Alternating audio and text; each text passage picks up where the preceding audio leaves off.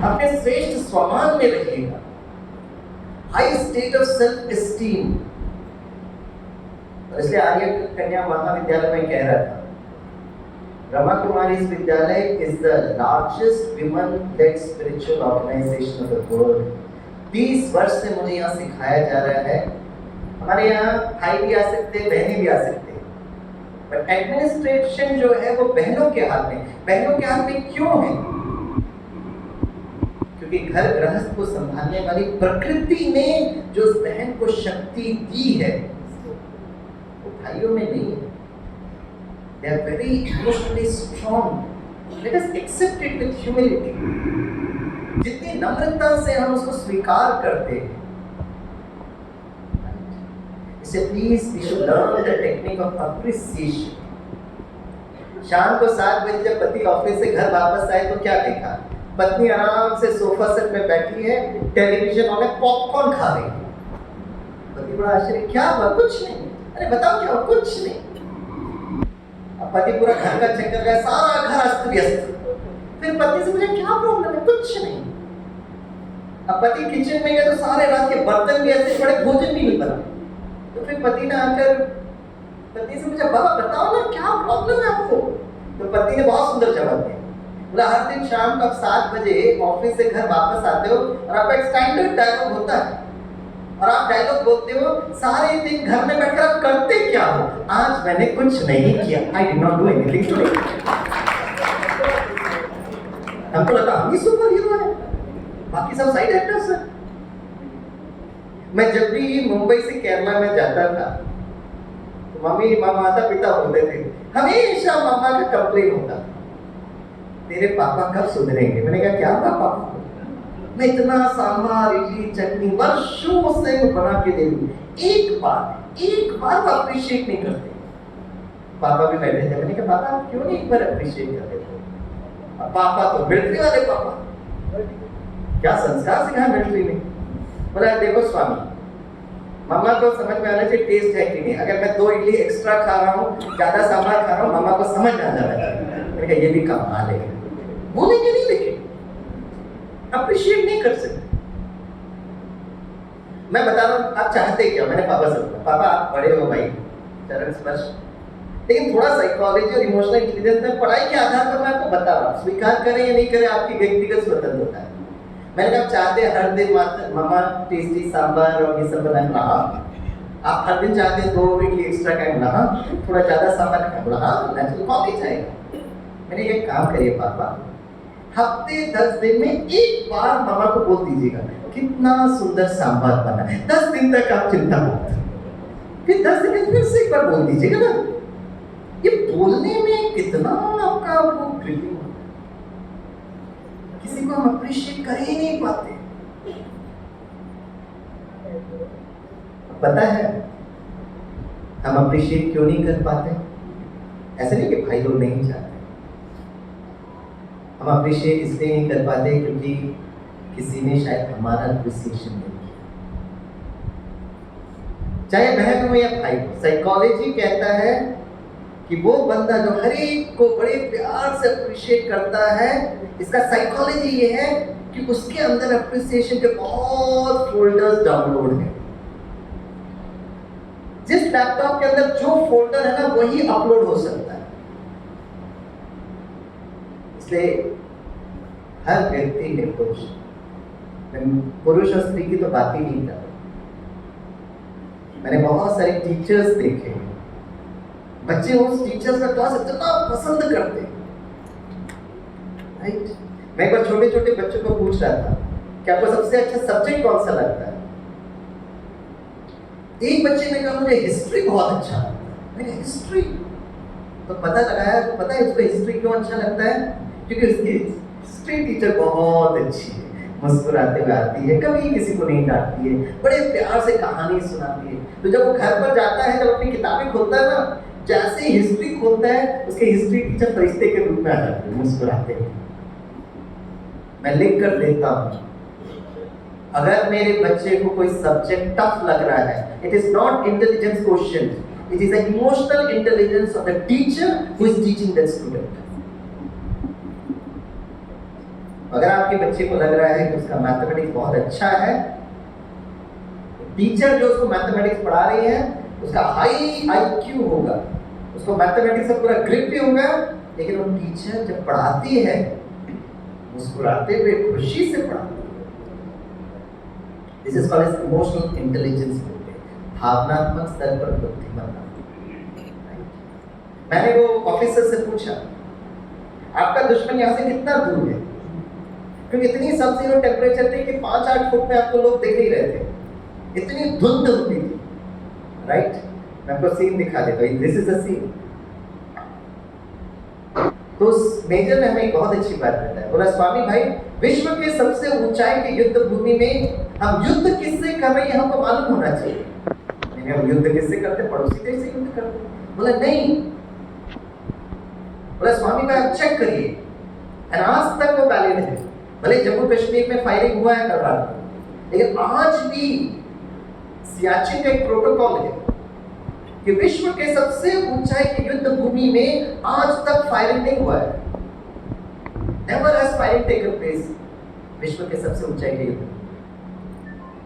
कुछ समय पहले फिजिकल कॉम्बैट हुआ था लद्दाख में, भारत और चाइना के बीच में। नो फायर वाज यूज्ड, हमारे लोग भी शहीद हुए, उनके लोग भी समाप्त हुए। एक दूसरे से फिजिकल कॉम्बैट था, 40 लोग हमने बलिदान दिया, उनके बहुत लोग मारे गए, वो नदी के अंदर धक्का मार दिया, बहुत कुछ आपने देखा, but no firearms was used.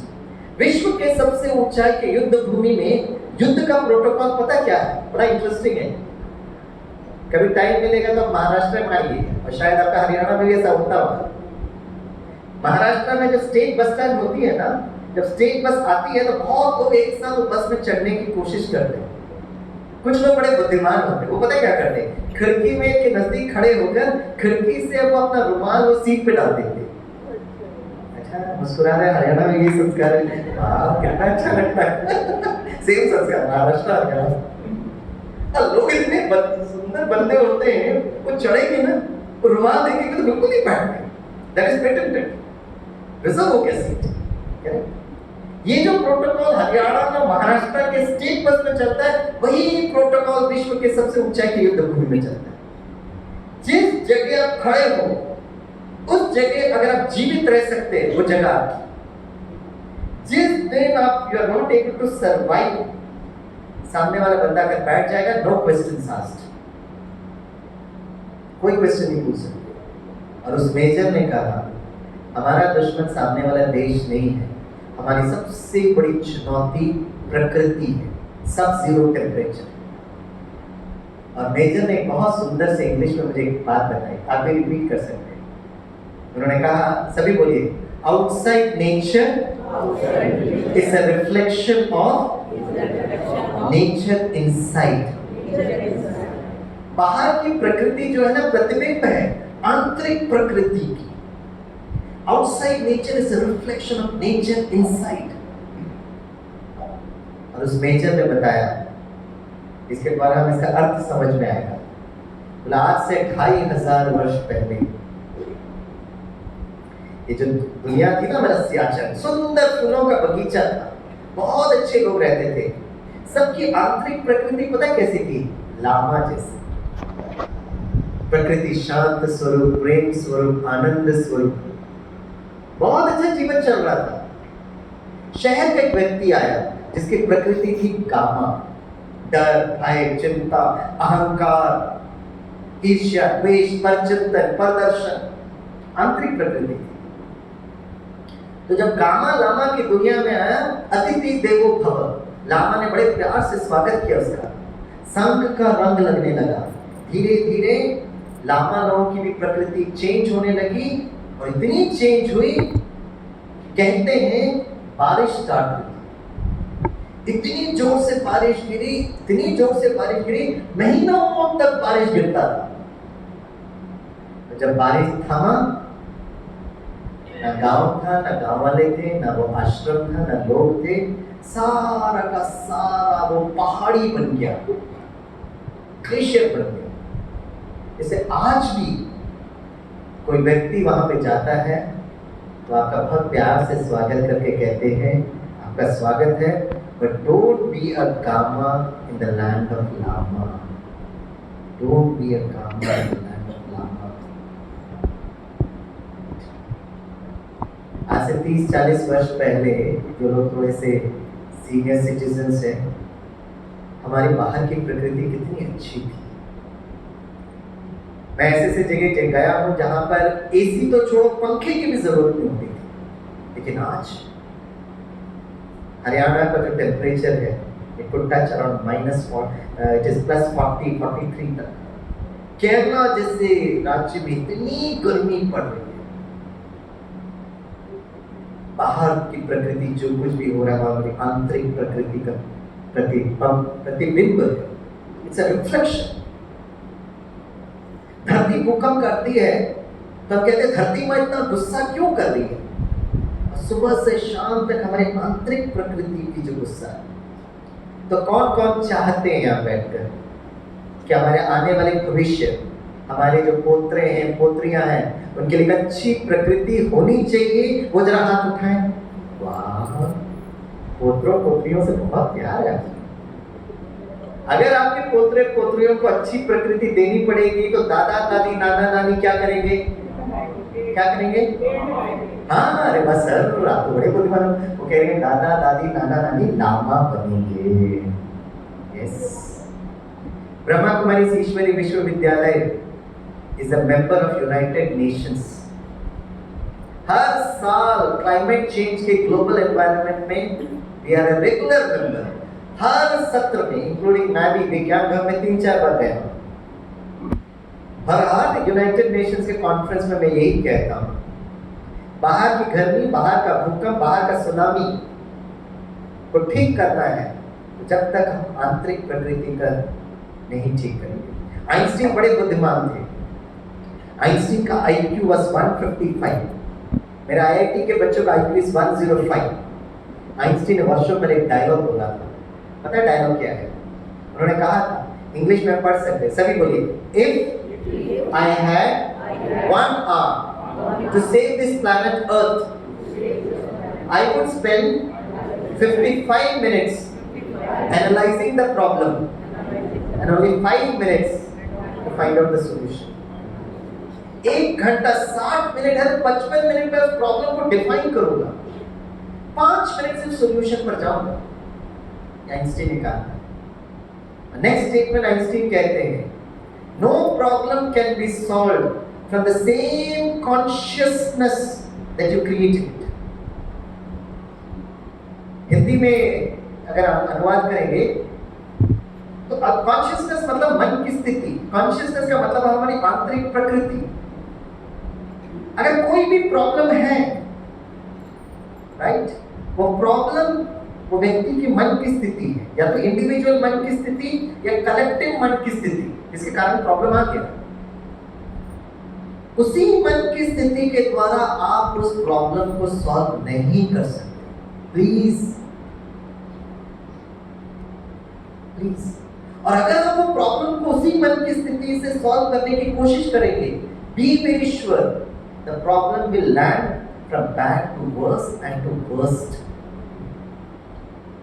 कुछ घटना घट गई है, घटना घटी है, एक जिम्मेवार हो सकते, 10 जिम्मेवार हो सकते। हर एक की बहुत नेगेटिव फ्रीक्वेंसी चल रही है, उसी फ्रीक्वेंसी से आप प्रॉब्लम नहीं सॉल्व कर सकते जब तक आप वो मन की कॉन्शियसनेस को चेंज नहीं कर सकते। और मन की कॉन्शियसनेस को चेंज करने के लिए 1 सेकंड लगता है। 1 सेकंड में आपसे मांग रहा हूं, आपको वहां बैठ के बहुत ध्यान करने की जरूरत नहीं। 1 सेकंड कैसे पता चलता है? आपने स्विच ऑन किया, बल्ब में प्रकाश आता है। 1 सेकंड आपने स्विच ऑन किया, फ्लो ऑफ इलेक्ट्रॉन्स होता है, बल्ब जलता है। कितना टाइम लगता है प्रकाश के लिए? प्रॉब्लम है मतलब अंधेरा है, स्मृति रूपी स्विच ऑन करना, प्रकाश आएगा। प्रकाश आएगा, सब कुछ समझ में। Leader should be that way. इसलिए आजकल IIMs जैसे संस्थाओं में भी, Indian institute of management, meditation compulsory कर रहे हैं। लीडरशिप के लिए बहुत कुछ करते हैं हम लोग, लेकिन जब एक प्रॉब्लम आ रही है, लीडर जो नेतृत्व की जिनकी कला वो स्थिर होना चाहिए। जैसे कल मैं कुरुक्षेत्र के मैदान बता था, ज्ञान का अर्जन करिए, जब युद्ध की स्थिति है तो युद्ध में स्थिर होना।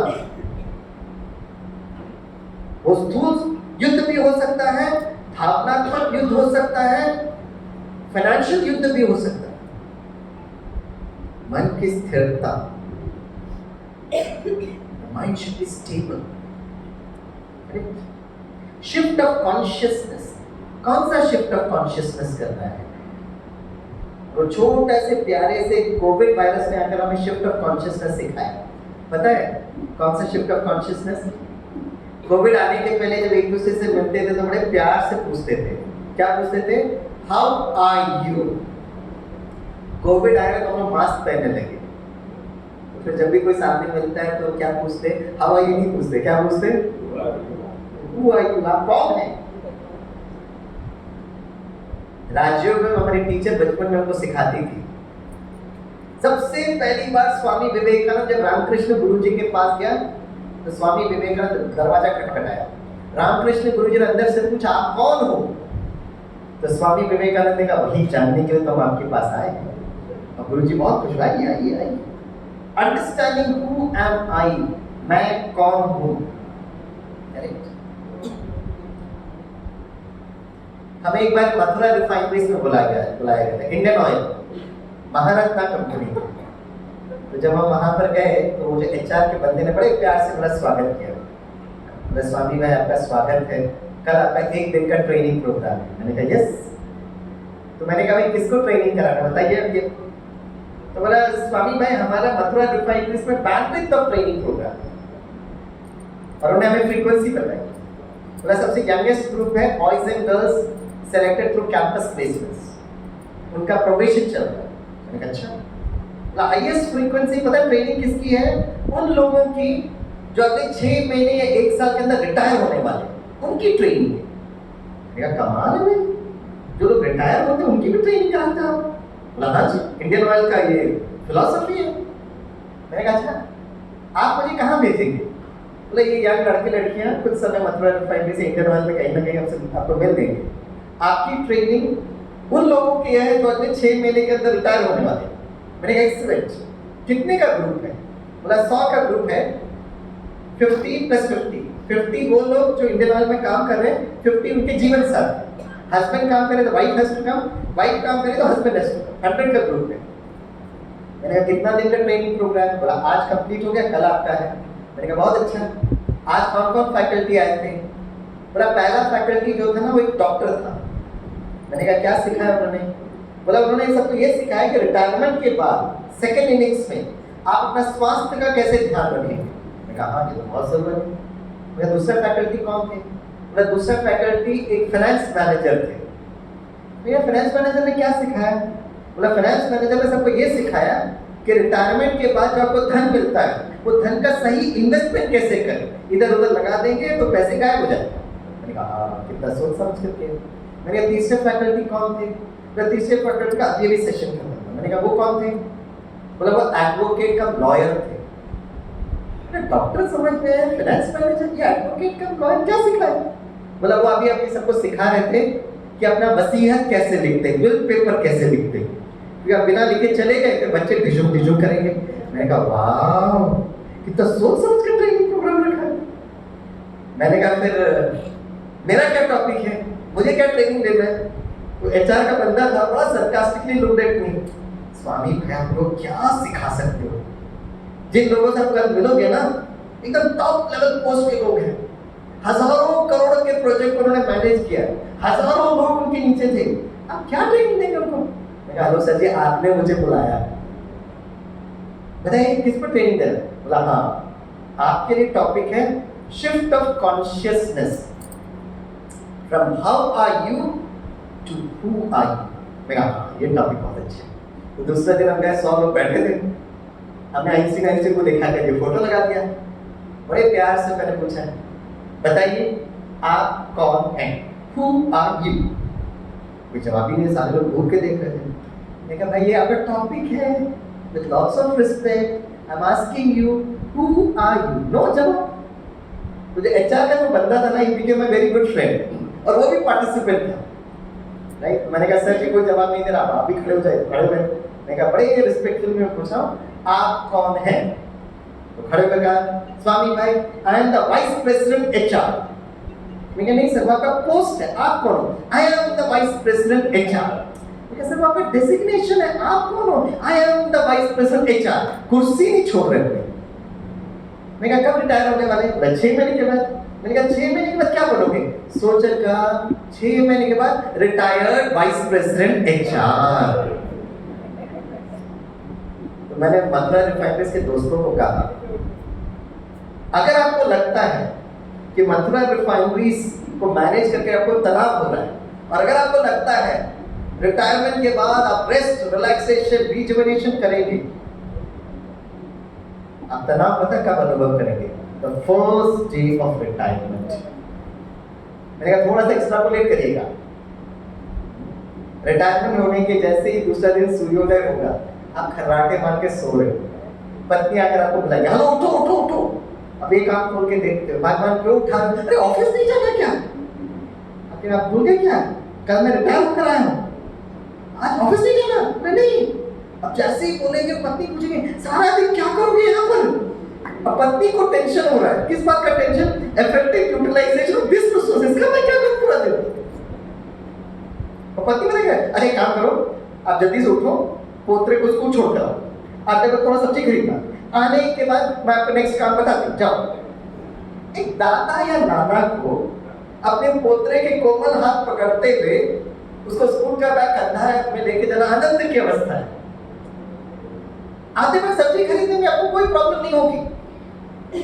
देखिए उसके बाद एक सूर्यास्त और एक सूर्योदय में पता अंतर क्या था? अंतर ये था कि एक दिन पहले आपका मन इतना व्यस्त, इतना व्यस्त, इतना व्यस्त कि आपको श्वास लेने का टाइम नहीं था, और एक सूर्यास्त और एक सूर्योदय तो अचानक मन वैक्यूम। अब मन का करे तो करे क्या? कितना समय टीवी डिबेट देखेंगे, कितना समय न्यूज देखेंगे, कितना समय यूट्यूब देखेंगे? यंगस्टर्स के लिए सब ठीक है, शरीर की प्रकृति के हिसाब से जब